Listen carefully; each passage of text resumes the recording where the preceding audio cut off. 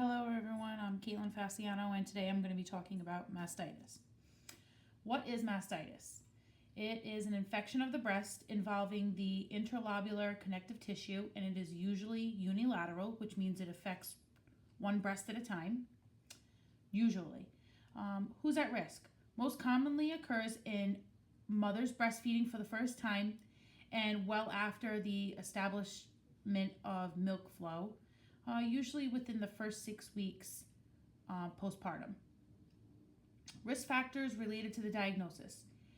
The immediate postpartum period following birth is a time of increased risk for all women for microorganisms entering the reproductive tract and migrating into the blood and other parts of the body, the breast. And these can lead to life-threatening septicemia issues. But the organism is Staphylococcus aureus, which is usually the infecting organism. Mastitis typically develops when the milk is not properly removed from the breast. Milk stasis can lead to milk ducts in the breast becoming blocked, as the breast milk is not being properly and regularly expressed. It also has been suggested that restrictive bras and mastitis may occur when the baby is not appropriately latching to the mom's nipple and areola, and infrequent feedings or problems with the baby getting milk out of the breast. You know, if the baby is lip tied or tongue tied. Some signs and symptoms.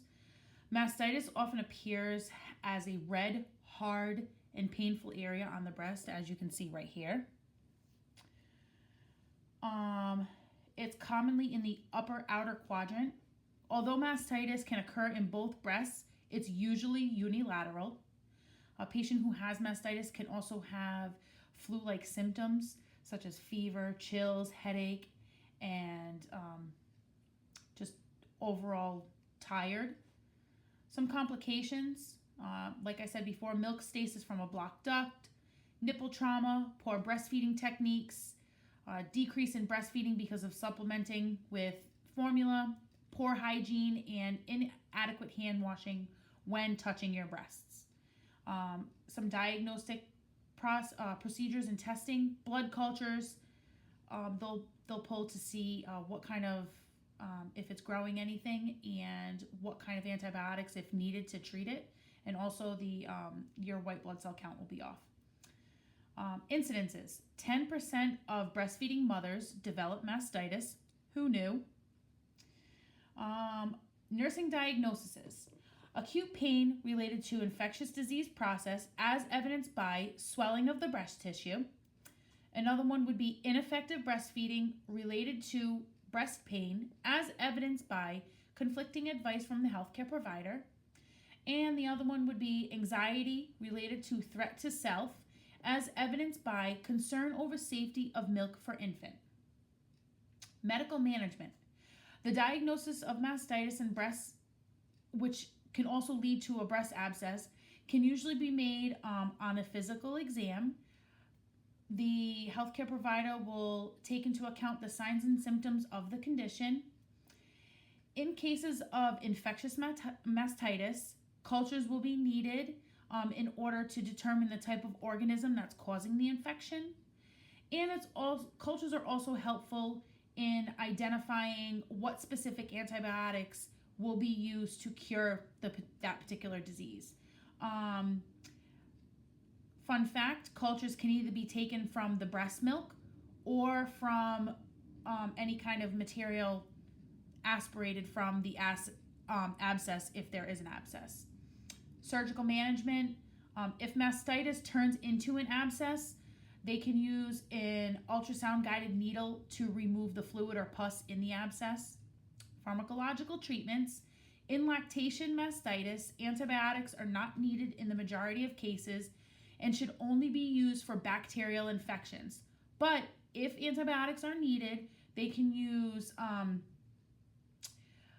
digloxacillin or cephalexin. Nursing assessments, you want to assess the latch of the baby for any signs and symptoms of infection like erythema, swelling, pain. You also want to assess the nipples for any cracks, redness, fissures, bleeding, bruising, and you want to assess the breasts for the size and symmetry or any lumps. Psychosocial considerations. A mother may feel as if they have let their baby down because of the mastitis. It's painful, so some women will stop breastfeeding. It also may be embarrassing to some women. Some women might feel as though the mastitis will hurt the baby and the baby will get sick from the breast milk because their breast is inflamed and red and painful. Whatever the woman is going through, just provide comfort for her. Some nursing interventions. A nurse should verbalize and demonstrate to the patient how to apply warm compresses to their breast every 2 hours.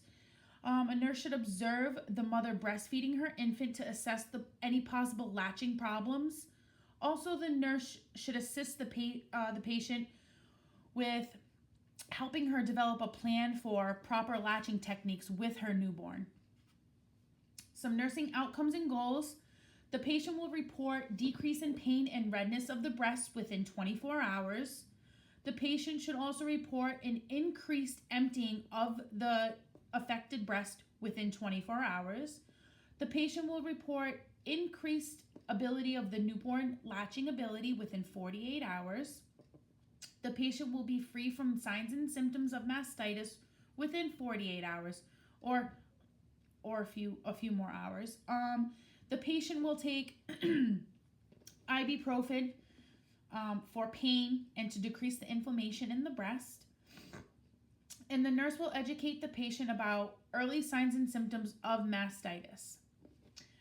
Some prevention, health promotion, and patient education. You want to instruct the patient to thoroughly wash their hands prior to breastfeeding. Maintaining cleanliness of breasts with frequent changes of breast pads. Allow the nipples to air dry. Teach proper infant positioning and latching on techniques, including the nipple and the areola into the infant's mouth. You want to teach the mom to release the grasp from the nipple and removing the baby before removing the baby from the breast. So using your finger to almost pop the suction out from the baby's mouth. You want to instruct her to breastfeed every 2 to 4 hours, especially on the affected side, even though it might be painful.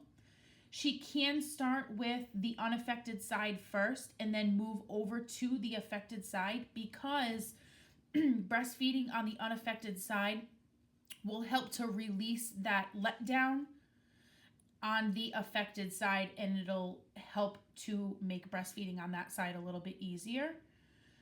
You want to encourage mom to drink 3,000 milliliters of fluid daily, to have her report any signs and symptoms of redness or any fever.